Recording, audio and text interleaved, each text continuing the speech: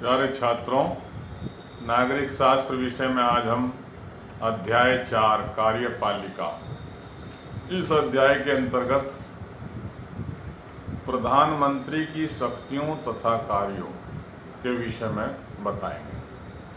तो सभी छात्र ध्यान से सुनेंगे।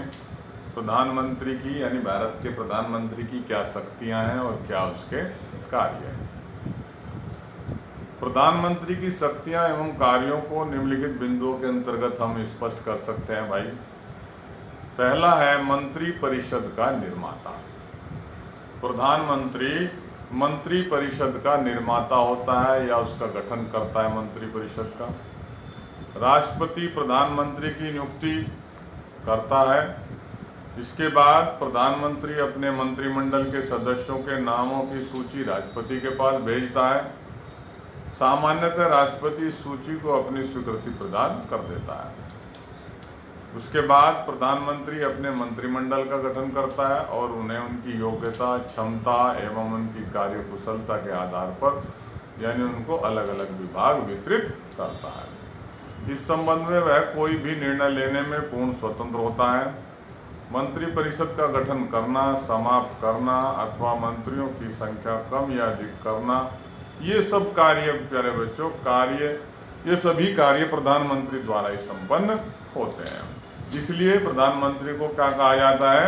मंत्री परिषद का निर्माता। दूसरा, कार्यपालिका का वास्तविक प्रधान। भाई वैसे तो राष्ट्रपति को माना जाता है कार्यपालिका का संवैधानिक अध्यक्ष जो है या प्रधान, लेकिन सारी जो शक्ति होती है वो मंत्री परिषद में निहित होती है। और मंत्री परिषद किसके अधीन होता है? प्रधानमंत्री के अधीन होता है। तो भाई मंत्री परिषद का प्रधान चूंकि प्रधानमंत्री होता है, इसलिए सारी शक्तियां प्रधानमंत्री में निहित है। इस प्रकार संघीय कार्यपालिका या सरकार का वास्तविक प्रधान प्रधानमंत्री होता है। राष्ट्रपति तो नाम मात्र का केवल अध्यक्ष होता है भाई। तीसरा, प्रशासन का प्रधान प्रबंधक। प्रधानमंत्री एक प्रकार से देश के शासन का प्रधान प्रबंधक होता है, क्योंकि वही देश के शासन को विभिन्न प्रशासनिक विभागों में विभाजित करता है और उन विभागों का उत्तरदायित्व स्व विवेक के आधार पर विभिन्न मंत्रियों को सौंपता है। देश के शासन संचालन से संबंधित नीतियों को भी प्रधानमंत्री ही निर्धारित करता है। इसके बाद मंत्रिमंडल का अध्यक्ष। प्रधानमंत्री मंत्रिमंडल का अध्यक्ष होता है और वही मंत्रिमंडल की बैठकों की अध्यक्षता तथा उनका संचालन करता है। पांचवा है भैया मंत्री परिषद और राष्ट्रपति के बीच संपर्क सूत्र। ये दोनों के बीच की कड़ी है भैया। मंत्री परिषद और राष्ट्रपति के बीच की कड़ी मानी जाती है प्रधानमंत्री को। उसी के द्वारा मंत्रिमंडल की नीतियों, निर्णय आदि की सूचना राष्ट्रपति तक पहुंचती है। राष्ट्रपति के निर्णय मंत्रियों तक पहुंचाना, राष्ट्रपति को विभिन्न संदर्भों में परामर्श देना एवं समस्त मंत्रालयों की सूचना राष्ट्रपति तक पहुंचाना, ये सब महत्वपूर्ण कार्य प्रधानमंत्री के द्वारा ही संपन्न किए जाते हैं। और छठा है लोक सदन का नेता। प्रधानमंत्री आपको पता ही है लोक सदन का नेता होता है भाई। विदेश नीति का निर्माता। प्रधानमंत्री विदेश नीति का निर्माता होता है। वह विदेशों से संधियां तथा समझौते करने के लिए विदेशों की यात्राएं भी करता है। समन्वयकारी कार्य। वह विभिन्न मंत्रालयों के कार्यों का संयोजन तथा समन्वय करता है और उनके पारस्परिक मतभेदों को समाप्त करता है। नीति आयोग का अध्यक्ष, ये भी पदेन प्रधानमंत्री होता है भाई।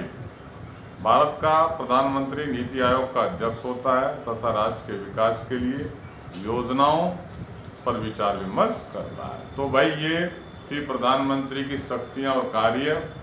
उम्मीद है आपको समझ में आ गई होंगी। अब एक प्रश्न के विषय में और चर्चा करेंगे, वो है केंद्रीय मंत्रिपरिषद के कार्य एवं शक्तियों की विवेचना। संविधान के अनुच्छेद 74 में यह प्रावधान दिया गया है भाई कि राष्ट्रपति को उसके कार्यों के संपादन में सहायता एवं राष्ट्रपति को परामर्श देने के लिए एक मंत्री परिषद होगी और जिसका अध्यक्ष कौन होता है? प्रधानमंत्री होता है। मंत्रियों द्वारा राष्ट्रपति को जो परामर्श एवं सहायता दी जाएगी उसे किसी न्यायालय के सामने विवादित मामले के रूप में प्रस्तुत न किया जा सकेगा। वस्तुतः मंत्रिमंडल वास्तविक कार्यपालिका होती है। राष्ट्रपति केवल नाम मात्र की कार्यपालिका अध्यक्ष होता है और वह राष्ट्रपति के नाम पर देश का शासन चलाती है। कौन? मंत्रिपरिषद। राष्ट्रपति की स्थिति रबड़ की मोहर की भांति होती है और कार्यपालिका अर्थात यानी मंत्रिपरिषद व्यावहारिक रूप से उसकी शक्तियों एवं अधिकारों का उपभोग कर देश का शासन तंत्र चलाती है।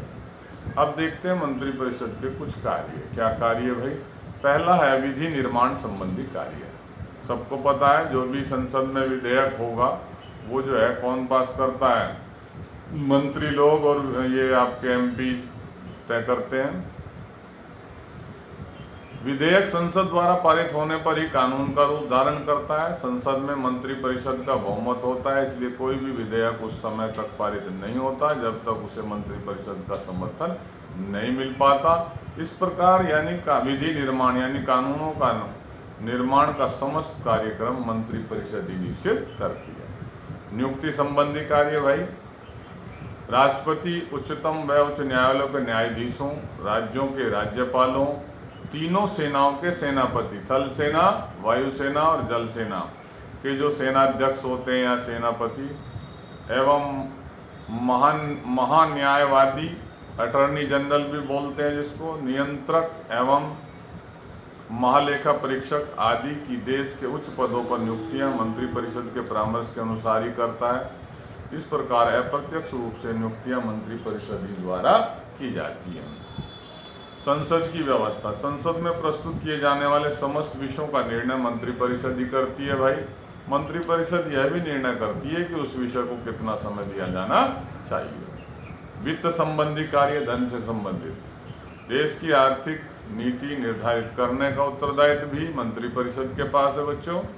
अतः वार्षिक बजट तैयार करना, नए टैक्स लगाना, नए टैक्सों की दर निश्चित करना और अनावश्यक टैक्सों को यानी करों को समाप्त करना आदि कार्य मंत्रिपरिषद ही करती है। नीति निर्धारण का कार्य ये भी मंत्रिपरिषद करती है।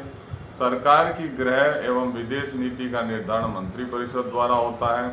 मंत्रिपरिषद का प्रत्येक मंत्री अपने विभाग से संबंधित प्रशासन संबंधी नियमों का निर्धारण स्वयं करता है, किंतु नीति से संबंधित सभी प्रश्न उसे मंत्रिमंडल के समक्ष प्रस्तुत करने पड़ते हैं। इस संदर्भ में मंत्रिमंडल का निर्णय बच्चों अंतिम निर्णय होता है। राष्ट्रीय कार्यपालिका पर सर्वोच्च नियंत्रण, सैद्धांतिक दृष्टि से अगर हम देखते हैं तो संघ सरकार की समस्त कार्यपालिका शक्ति राष्ट्रपति में निहित होती है सैद्धांतिक रूप से, लेकिन व्यवहारिक रूप से इसका प्रयोग मंत्रिमंडल द्वारा ही किया जाता है। मंत्रिमंडल की आंतरिक प्रशासन का संचालन करता है, मंत्रिमंडल ही करता है भाई आंतरिक प्रशासन का संचालन और देश की समस्त प्रशासनिक व्यवस्था पर नियंत्रण रखता है।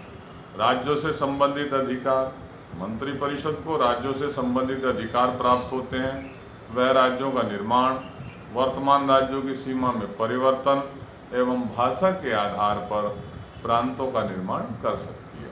तो भाई ये थे आपकी जो हमारी केंद्रीय मंत्रिपरिषद है उसके कार्य और उसकी शक्तियाँ कौन कौन सी थी, क्या क्या कार्य करते हैं, ये सारी बातें आपको इस वीडियो के माध्यम से मैंने बताई। इससे पहले प्रधानमंत्री की शक्ति बताई, तो आज दो प्रश्नों पर हमने चर्चा की। पहला प्रश्न था प्रधानमंत्री की शक्तियाँ कार्य और दूसरा था केंद्रीय मंत्रिपरिषद के कार्य और शक्तियाँ। दोनों ही महत्वपूर्ण हैं, सभी छात्र तैयार करेंगे। वीडियो को कई बार ध्यान से सुनेंगे। धन्यवाद।